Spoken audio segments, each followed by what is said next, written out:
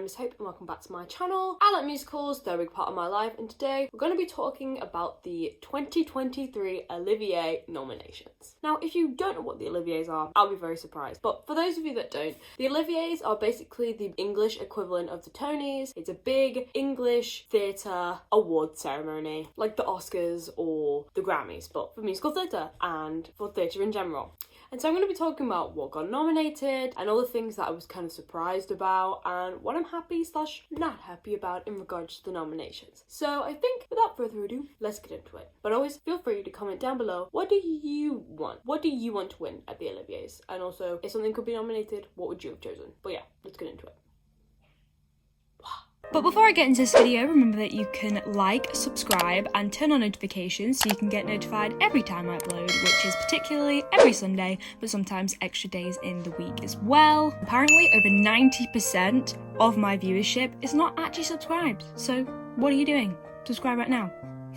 I'm just joking, you don't have to do that. But also remember, you can follow me on all my social medias, which is X, HopeWilsonX on Instagram, HopeWilson with 2 N's and an underscore on Twitter, and HopeWilson45 on TikTok. But with all that, let's get back into the video. So I'm kind of going to start out with a bit of a random one, which is scenic design. And I am betting on My Neighbor Totoro being nominated for this. Like, you just look at pictures. I'll put some pictures up for you, just to show you the kind of thing that My Neighbor Totoro looks like. And I feel like if it's going to win for anything, like, I haven't seen it, but if it's going to win for anything, it's going to win for its design, because this is gorgeous. Like, come on. And I just feel like that needed to be mentioned, and also how cute is Totoro.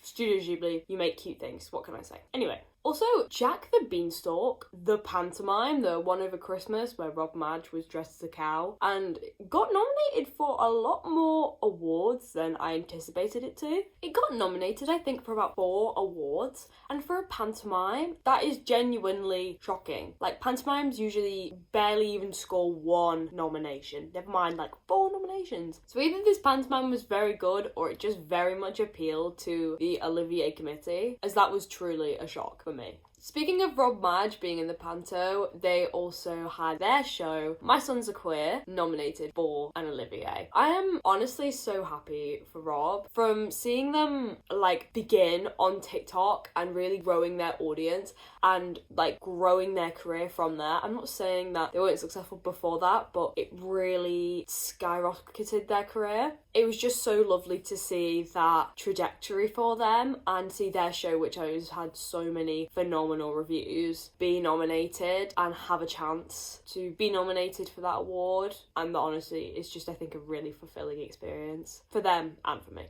Now, something that shocked me was that Newsies was only nominated for 1 award, and that was Best Choreography. Choreography obviously makes sense, and it's probably quite likely that they will win it, but even for things like scenic design, it wasn't nominated, and I think that is very surprising. Like, I feel as if the Newsies set is very, very impressive, and also it didn't get nominated for Best Revival either. So from all the people I know, most people have said it is a very good show, and I think people are definitely viewing it as one of the most snubbed musicals over the Olivier Awards as a whole. But I thought it was just a very, very surprising thing that Newsies only got nominated for 1, because I think people were banking on it getting nominated for at least 3 or 4, maybe even more. And speaking of Best Musical Revival, I have a feeling that Oklahoma is going to win, and I feel in general that Oklahoma is going to sweep the awards. It's nominated, I think, the most out of any show, and it would not surprise me if they win a variety of awards throughout the night, because it's such a versatile show, and also the Broadway production sweeps as well, and given that it's virtually the same production just with a different cast, I see no reason why it couldn't do it again. And I find a similar vibe with a lot of the plays as well. I feel like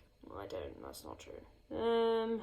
I feel like there's a little bit more leniency with plays. I feel as if it's probably a toss-up between a select few, those being The Crucible, Streetcar Named Desire, and Black Boys Who Considered Suicide, with the full title that I can never remember, I'm sorry. The Crucible got great reviews, and for some of the things like lighting design, I really do think The Crucible is going to win, just because it's a very intense show, and I think the lighting that they did really, really reflected that, and I was very impressed. But also, A Streetcar Named Desire is an American classic, and, you know, awards seasons really do love their classic shows. So I feel like for Best Play, I think it is a toss-up between The Crucible and Streetcar Named Desire, but we'll just have to wait and see. One thing that did surprise me about the Best Play category was the fact that Cock did not get nominated for anything, including Jonathan Bailey not being nominated for Best Supporting Actor. Or as Best Actor, I think, as I think all the characters in Cock are kind of the main character.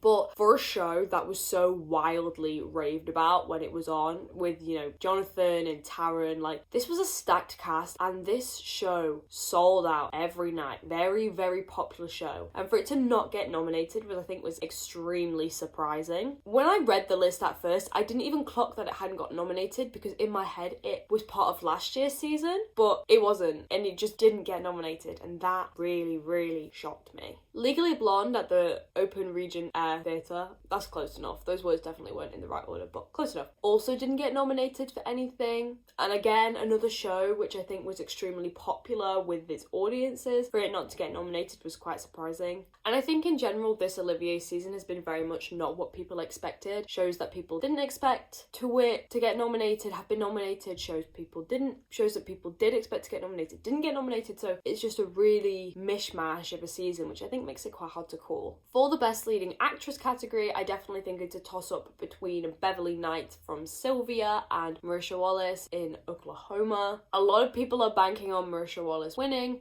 because obviously it's Oklahoma and it will probably sweep. But from seeing clips of Beverly Knight and Sylvia, I was truly taken aback by how well it was done and how strong she was as a lead. I thought, from what I've seen, it was extremely impressive. And I wouldn't be surprised if Beverly took it. I have noticed though, this season there hasn't been a lot of new musicals on the West End, which I think is quite disappointing, because I think if you look at the musicals category, it is the same musicals coming up in every category. It's Oklahoma, it's The Band's Visit, it's Sister Act, it's South Pacific. You're being given the same shows nominated in every category, and I think it's a reflection on how this year has not really been a year for new theatre, when I really think you would have thought it would have been. And obviously I don't really know how to feel about that, and I don't really know what that means for the next few years of theatre, but I feel like this is probably the last year where there is not a lot of theatre out, and I feel like by next year we'll probably have resumed to our regular scheduled programming and got back to having all the musicals that you would typically expect to see.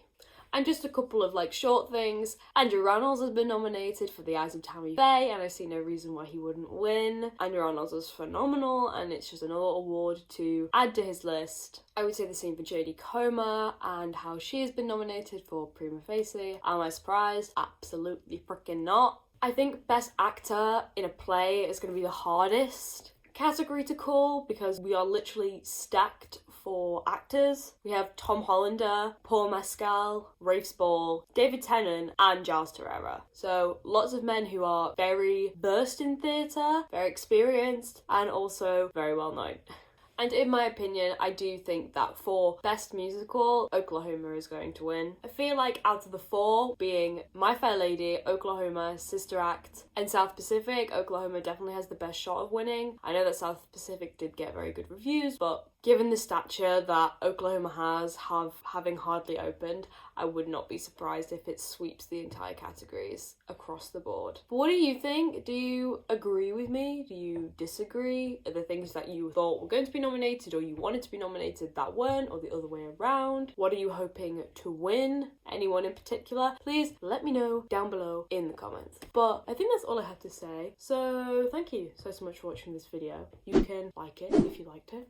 You can subscribe down below if you feel like it. You can follow me on all my social medias, which are @HopeWilsonX on Instagram, HopeWilson45 on TikTok, HopeWilson with 2 N's and an underscore on Twitter. You can also follow me at Hope Vlogs, which is my second channel, where I show my chaotic life to you behind this camera. It's a bit tragic, but so is my life, so it's alright. But thank you so much for watching. Keep enjoying musicals as much as me, and I'll see you in the next one.